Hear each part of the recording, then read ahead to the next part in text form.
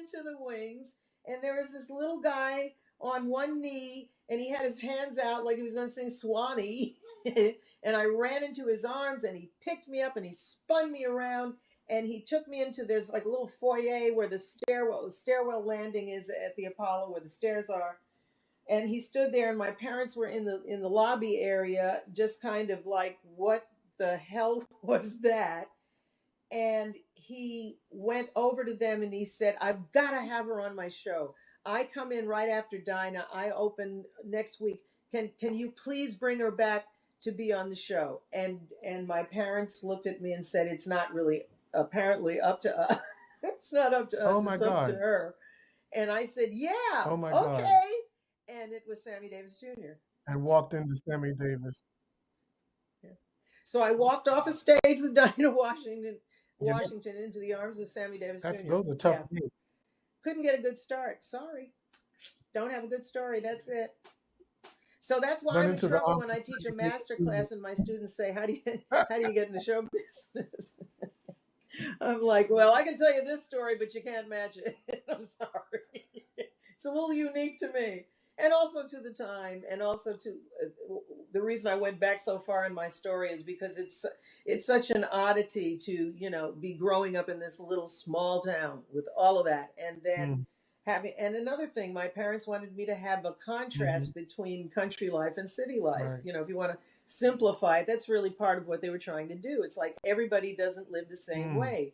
Things move at a different rhythm, and we want you to be able to function at whatever the tempo is, whatever the groove is. It's like double dutch. You need to be able to jump in there between them ropes and hit it, So they were all about exposure and all about me being able to become my own person as much as possible without killing what is myself in jazz the for you? process, which most of us have the capability to What is jazz for you? do. I think, I know I'm of the So age that's where how I I got started. remember the ballads Huh? of the 80s, the early 80s.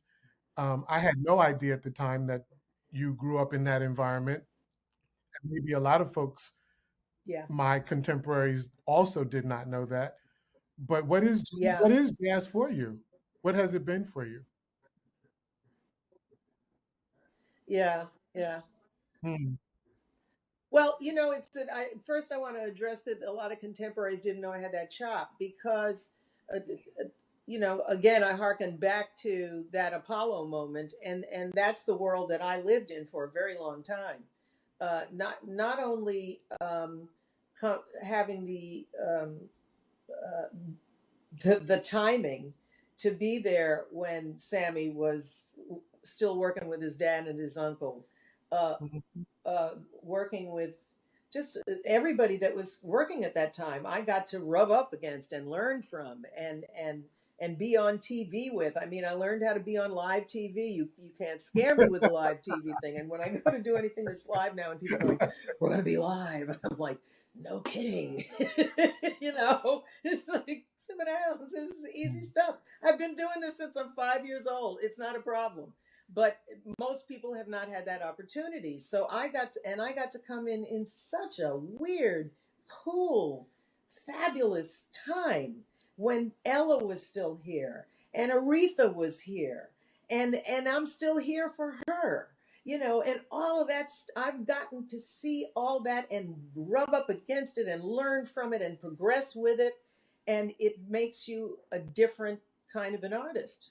It really does. You bring other things to the situation when you get to have those kinds of experiences. So I'm a little bit spoiled because I was exposed early on to pretty much every innovator from this industry.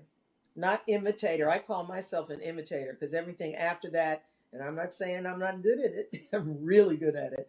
But, the people that made it, invented it, I got to be there. I got to be in the room for a lot of it. And what I wasn't there for at inception, I was there for by the time That is that amazing. artist had perfected what they were doing. We have about So I 8 got to minutes see left, if you amazing can stuff believe and that. learn from amazing people. So I want to really focus in And on what is jazz for you, and how did you? Yeah. I can. Oh, so back to jazz. Back to jazz. I'll circle back. And so I was saying what I was saying for the other artists that don't know. I have that chop, and I grew up with the people who invented the genre, and so Mm, I bring that to the chop. So jazz obviously mm, is my birthplace. I didn't musically grow up in the church. I musically grew up in the world of jazz. And the first people that I knew in the business were very immersed in jazz, because jazz at that time was the pop music of the time, which a lot of people don't understand. There was a transition that happened into rock and roll, and that transition came out of big band music and swing, and all of that was jazz. That was the jazz.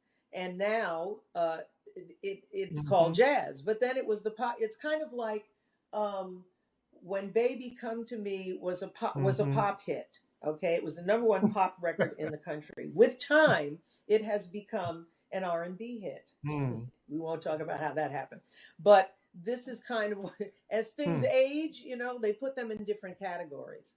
But jazz was what everybody was listening to and calling it pop mm, music. Ella Fitzgerald, mm. before she got known as a jazz singer, was singing what they call novelty records. You know, she was singing a tisket, a tasket, Interesting. a brown and yellow basket. Well, that was a pop record for that time. Now we look at it as a jazz hit. So, yeah. So it's Mm, about timing. Timing is everything. It kind of determines how we describe things. We're going through that now with language. Language is changing every day, every minute, every second. Hasn't I wake up I wow. went to bed one night and a cloud with some stuff hanging over my head, and the next morning it was in my phone. I'm like, what are we doing? So everything is moving at 9,000 miles an hour, and it's really interesting to keep up with. And one thing, for all of you young people out there who are not necessarily hip to jazz, if you want to really get your engine going and figure out how to get from point A to point B really fast, listen to a lot of jazz, because most of what you hear in jazz is improvised. That means it's coming off the top of the head of the person that's playing and or singing it. And that means you got to know the map Yeah. in order to put some stuff on top of it and make it better than what's already there. And that's what my people do. And that's what jazz is about. And that's where it came from. It came from the suffering and the magnificence of Black folks. And And I am that makes so it thankful you mighty said that. important to the I am likes of so me, thankful you and said should that. make it more It important is to absolutely the true. likes of you. It is absolutely true. Absolutely. Yeah, it's from our loins. It's from our Hmm. loins, and it's powerful. And if you want to really enjoy what you're listening to now, go back and listen to that first, and find out the roots of what's going on. I hear so many musicians now, Mm, from the hip hop and rap world, that I hear them now, and I'm like, oh yeah, they've been back in the library. They get it now. Now the music is growing. Now it's having significance, and it's mhm, because they're all mhm. understanding, you know, what that was and how powerful that was. Stevie understood it. He wrote a whole freaking song about it. So it's a very important part of African American That's history. right. It is revered everywhere in the world, but at its birthplace. So, my mission in life is to make sure that it stays alive. And also, um, to my brothers and sisters who are jazz police, we need to defund you too. Because, and I say this because I was there, okay? I work with Dizzy. Quincy Jones is my godfather. That's another part of my story that I didn't even get to. Mm, But, mm, Dinah was my godmother. None of these people had a cork up their bum about how jazz should be made to function. The whole idea of jazz was freedom. The whole idea of its creation was about mm, expressing whatever the hell you want to express, whenever you want to express it, no matter what mm, massa is telling you to mm. do. And so when I hear people start to, well, that's not really jazz. All of it's jazz. All of it. Quincy had to fight Miles Davis for I don't know how many years to get him to redo the album that he had done with Hmm. Gil Evans. He just said, "I don't want to.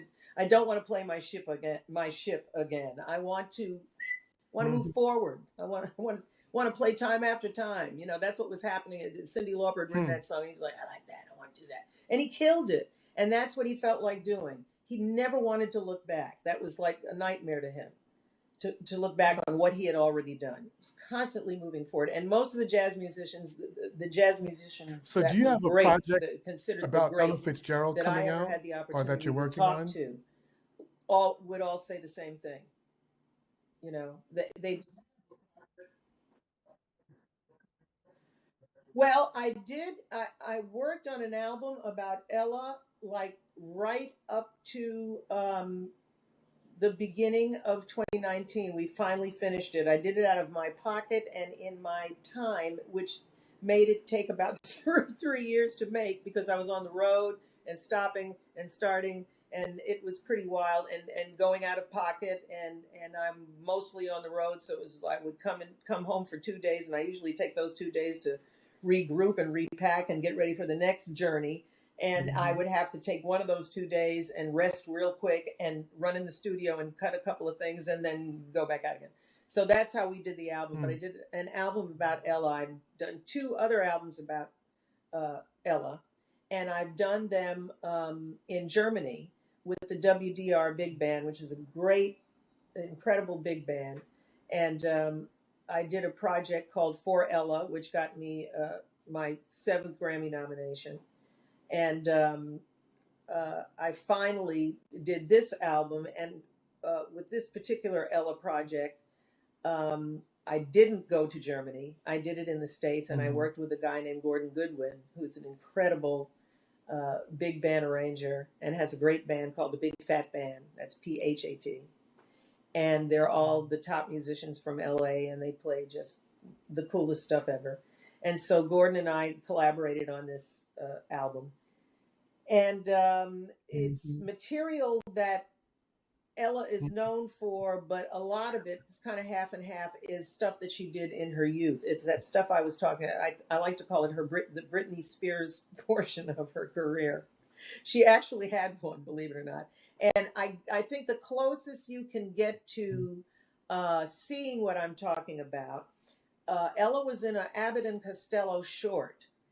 Back in the day, they used to do shorts. They didn't do videos. Singing a Tisket a Tasket, and it's kind of if you know about Ella, you've seen this. If not, you should go online and watch it. It's adorable. And she was very young, maybe 19. I don't know, somewhere in there, 18 or 19, and she was having huge hits then. She was singing "When I Get Low, I Get High," and oh God, what were some of the other? "Sing Me a Swing Song," and "Tain't What You Do, It's the Way Hot You Do It." She was recording all those kinds of songs, and so I wanted to cover those tunes, um, kind of in the genre that she did them in, but more in the genre that I would do them in. And part of the theme of this album that we're doing with this other Ella material is I always had this vision when I sing a song, if it's live or it's a recording, I always try to create a story around the lyric. Hmm. What story is this song telling? And I always had this thing in the back of my mind. I would love to do an album where every song is like a movie, and it's not really arranged for me to sing. It's arranged to create to create visual stimulus. It's more like underscoring. I want the arrangements to be more like underscoring for a film. And I flew this idea by Gordon, and he took it over. He Hmm. took it over completely, and that's kind of the way he arranges anyway. So we literally took every single song like it was a movie. And so one of the songs is "Sing Me a Swing Song and Let Me Dance," and the arrangement is you hear like about 16 bars in. If you close your eyes, you're just seeing this musical number of people dancing. It's just the way the arrangement is written. And I wanted to do April in Paris. And one of the reasons I wanted to do it is because when I was 9 years old, I got to go to Paris for almost a year with Quincy doing a show. and it was one of the most magnificent times of my childhood. And April in Paris pretty much describes the sensation uh, the best way that I could describe it, through music and through the song. And so when we did the song, I wanted Gordon to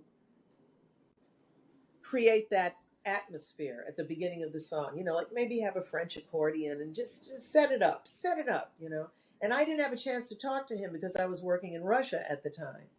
And he was sending me demos of, well, what about this? And how about that? And he sends me, and I wanted him to reference the bassy lick from April in Paris. That's all bassy. That has nothing to do with the original piece of music. I hearken back to what jazz is all about, taking something that's yours and sticking it in the middle of something that's already there and saying, it's ours now. Ha ha ha. So I said, can we reference that in this song? And I'm thinking that, and I'm in Russia, and I can't tell him because the time difference is crazy. And he sends me a demo, amazing. and the song starts out with an accordion. And as we get into the song, he references the lick, and you feel like you're walking through Paris when you hear the song. So, and that's what I wanted to do with each one of these songs. It's kind of like each song is a tribute to Ella. It's got a lot of me in it, and I'm always there's a show I've been doing for 10 years that's about Ella, where I'm constantly referencing her life compared to and adjacent to my life, and there are all these girl singer similarities, I call them. And so I talk about that in my old show about Ella, but in the new show, I'm talking more about how she transitioned from being this teenage sensation to being this respected chanteuse all over the world. When Ella walked on a stage in Paris or in Rome or in Tokyo or in Sydney or any of those places, it was like the queen.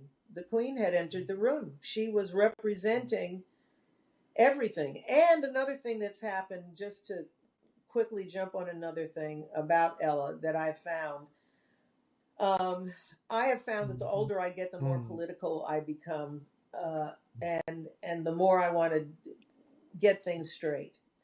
And Ella was never really known for that, I thought, until I found an interview that she did where she really started talking about that. And Ella did a lot of stuff in the civil rights movement on QT. She very quietly did stuff, and that I didn't know about. So a part of what I'm going to be talking about as we're putting this album out and developing this show, because these shows that I do, I like to develop them over time. I add material to them.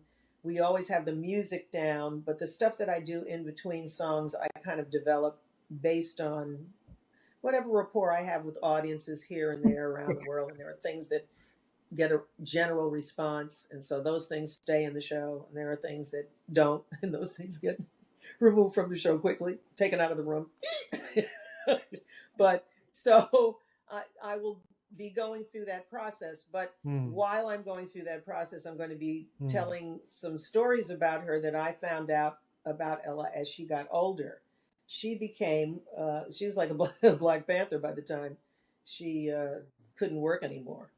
She was really doing incredible stuff, and she got in a big she had a gig somewhere. She wouldn't work anywhere where they weren't where the houses were not integrated. And a lot of girl singers did that. Billie Holiday did that. Ella had a club, I can't remember the name of the club, very famous club in LA that she couldn't get into. And Marilyn Monroe was a huge fan of hers. And Marilyn Monroe went to the owner and said, if you don't integrate this audience and let Miss Fitzgerald come in the front door, you will not ever have an audience again. I'll make sure. This is before... this is before social media, okay, when people used to talk one-on-one and get stuff done really fast. So before they got 5,000 cooks in the kitchen. So yeah, so she went to him and just said, get it together, my brother, or you will not, my ass won't be in the seat, and I'll tell everybody I know not to show up. And he got that straightened out really quick. So, and a lot of people don't know about that relationship. Just think about how off the So, wall that so to wrap, relationship is. Ella and Marilyn. It's a movie, at least. There's a movie in there somewhere. Just about a day in their life together. What was that? Can you imagine? But so that's what I'm trying to get into in this new show. Talk about those little interesting, unique magic stories and the fact that both of us seem to have lost our minds at the ripe old age of 70 and we're ready to get in the battle and change the world overnight, you know.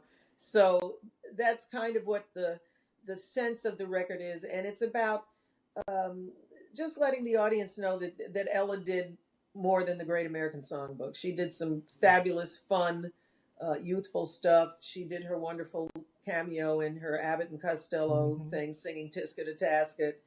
And if you look at that, you can see what she looked like in her youth and what the kind of exuberance she had and the spirit that she always carried with her on stage. Even when she got old and gray, she was still carrying that. People that worked with her So tell me she used to walk what's on next for stage and you? it was What like we're going to everybody would wrap just up, like but back up what would you because leave your they knew it audience was going to with? What be words ferocious.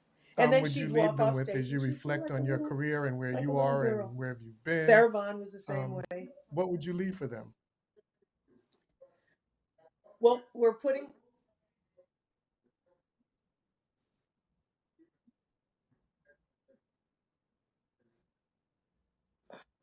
well, just talk to your elders and Hmm. talk to your youngins and talk to each other and have all the conversations you can have. Try to pick a good conversation with an enemy. See if you can come to a place of accord. See if you have the skills to do that. It takes skills and patience to do that. And I think that's something we all have to work on. I have neither of either. So I'm counting on you guys to walk me through the rest of my life because I'm ready to kill somebody if we don't hurry up and get this straight. Uh, but I know Hmm. we have the capacity, and I hear this from so many people. I guess I'm going to echo the same words. I know we are on the brink of something either magnificent or horrible, and it's up to us to hurry up and figure it out because there's not a lot of time. We have a generation now that's much more impatient than mine Hmm. was, and my generation has made a lot of bad mistakes. And we started in a country that was built on bad mistakes.